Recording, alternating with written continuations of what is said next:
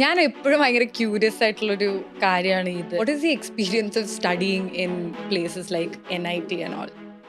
Centrally funded institutes ആയ NIT അല്ലെങ്കിൽ IIT, IISER ഇതിലോട്ടൊക്കെ admission കിട്ടണമെങ്കിൽ നമുക്ക് നല്ല ടഫായിട്ടുള്ള എൻട്രൻസ് എക്സാംസ് ഉണ്ടാവും.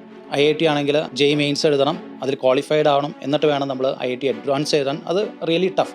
അതായത് ഇന്ത്യയിലെ ഏറ്റവും ടഫസ്റ്റ് എക്സാം എന്ന് പറയുന്നത് IIT അഡ്വാൻസ് ആണ്. NITയിലൊക്കെ കയറാൻ JEE മെയിൻസിൻ്റെ സ്കോർ വെച്ചിട്ടാണ് പോകേണ്ടത്. അപ്പം ഞാനൊക്കെ പഠിക്കുന്ന കാലത്ത് number of seats in IITs എന്ന് പറഞ്ഞാൽ ഏകദേശം 1000 സംതിങ്ങേ ഉള്ളൂ. ഇപ്പോൾ IITസിലോട്ട് 16,000 സംതിങ് സീറ്റ് ഉണ്ട്, 17,000 ഒക്കെയാണെന്ന് പറയും. അപ്പോൾ ആ കാലത്ത് NITയിലോട്ട് കിട്ടുക എന്ന് പറഞ്ഞാൽ കീം എന്ന് പറയുന്നത് നമ്മുടെ കേരളത്തിലെ എൻട്രൻസിൽ ഏറ്റവും നല്ല റാങ്കുള്ള ആൾക്കാർക്കാണ് NITയിലോട്ട് കിട്ടുന്നത്. അപ്പോൾ ആ സമയമുള്ള കീമിൻ്റെ ക്വസ്റ്റ്യൻസും കമ്പയർഡ് ടു ഇപ്പോഴത്തെ നിലവാരമുള്ള കീം ക്വസ്റ്റ്യൻസ് നല്ല ടഫാണ്. അപ്പോൾ അതിലോട്ട് കയറുക എന്ന് പറഞ്ഞാൽ തന്നെ ശരിക്കും ഒരു ഹെർക്കൂലിയൻ ടാസ്ക്കാണ്. അപ്പോൾ അവിടെ എത്തിപ്പെടുമ്പോൾ നമുക്ക് മനസ്സിലാവും എന്താ വെച്ചാൽ കൂടെയുള്ളവരൊക്കെ നമ്മളെക്കാളും പുലികളാണ്, എല്ലാവരും പുലികളായിരിക്കും.